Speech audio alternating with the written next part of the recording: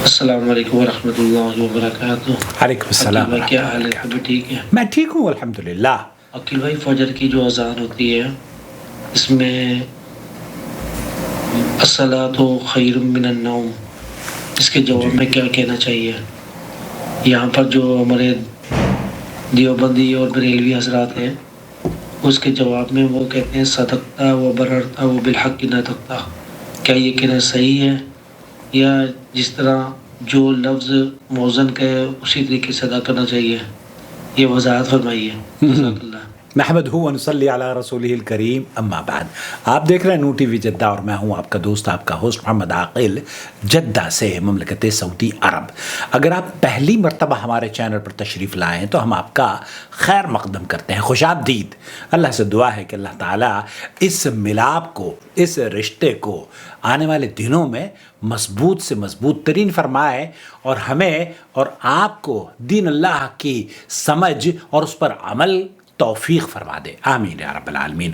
بھائی یہ جاننا چاہ رہے ہیں کہ فجر کی نماز اذان جب ہوتی ہے تو الصلاۃ خیر من النوم جب مؤذن کہتا ہے تو اس سلسلے میں عام آدمی کو جو اذان سن رہا ہے اس سے کیا جواب دینا چاہیے؟ بالکل یہی سوال پوچھا جا رہا ہے سماحت الشیخ عبدالعزیز بن باز سے، سنیے۔ سائل يقول للبرنامج، يقول في سؤاله هل ورد کیا اس بات کا ثبوت ملتا ہے قولنا عندما يقول المؤذن الصلاة خير من النوم، جب الصلاۃ خیر من النوم مؤذن کہتا ہے تو کیا ایسا وارد ہوا ہے؟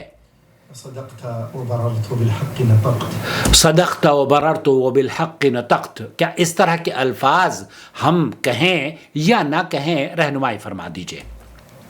هذا يقول بعض الفقهاء، بہت سارے فقہا، شیخ عبدالعزیز بن باز مفتی مملکت سعودی عرب یہ فرما رہے ہیں کہ یہ بہت سارے فقہا نے اس کو کہا ہے کہ ایسا کہہ سکتے ہیں، لیکن سن لیجئے ذرا دل تھام کے۔ والصواب أن يقول مثله، الصواب، صحیح بات یہ دیکھیے فقہا نے کیا کہا ہے۔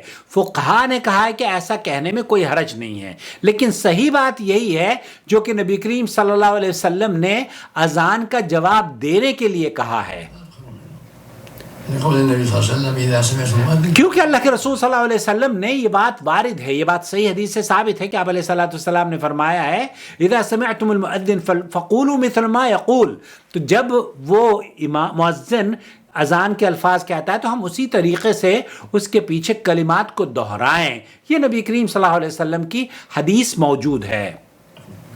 هذا يعم كلمة الصلاة، هذا يعم كلمة الصلاة خير من النوم، تو اس حدیث سے اس بات کا یہ لفظ عام ہے اور پوری اذان پر مشتمل ہے، حتیٰ کہ الصلاة خیر من النوم، الصلاة خير من النوم، ولا يقول صدقت وبررت، ولا يقول صدقت وبرأت۔ اس طریقے سے یہ کہنا ثابت نہیں ہے اللہ کے رسول صلی اللہ علیہ وسلم سے کہ یہ صدقت وبررت وبالحق نطقت، ولا غير هذا، بل يقول الصلاة خير من النوم، عملا بقول النبي صلى الله عليه وسلم إذا سمعتم المؤذن فقولوا مثل ما يقول، هذا هو المشروع،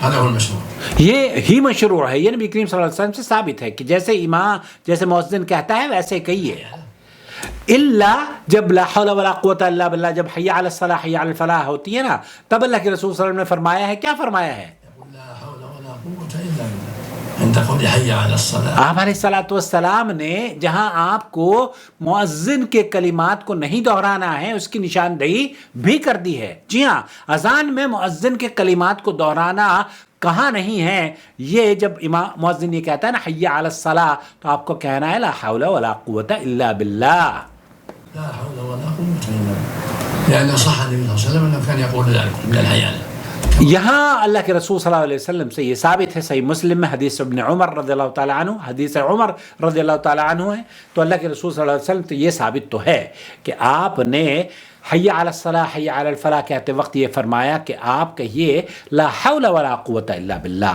البتہ یہ ثابت نہیں ہے کہ اللہ کے رسول صلی اللہ علیہ وسلم نے اپنی امت کو یہ فرمایا ہو کہ جب الصلاۃ خیر من النوم کہی جائے تو صدقتا و بررتا و بالحق نطقتا کہنا چاہیے. یہ الفاظ اللہ کے رسول صلی اللہ علیہ وسلم سے ثابت نہیں ہیں. بہت سارے فقہا نے ہمارے یہاں، لوگوں نے تو فقہا نے ایک الگ ہی دین بنایا ہوا ہے، کیا کہیے ان کی باتوں کو. بہرحال ہمارے لیے حجت اور نمونہ اللہ کے رسول صلی اللہ علیہ وسلم کی ذات ہے. لقد کان لکم فی رسول اللہ اسوۃ حسنہ. اس ویڈیو کو دیکھنے کے بعد اپنے حلقے میں شیئر کیجئے، ممکن ہے کسی کے دل میں اتر جائے بات اور مجھے اور آپ کو اجر ملے. شکریہ. وما أرسلنا من قبلك إلا رجالا نوحي إليهم فاسألوا أهل الذكر إن كنتم لا تعلمون. بالبينات والزبر وأنزلنا إليك الذكر لتبين للناس ما نزل إليهم ولعلهم يتفكرون.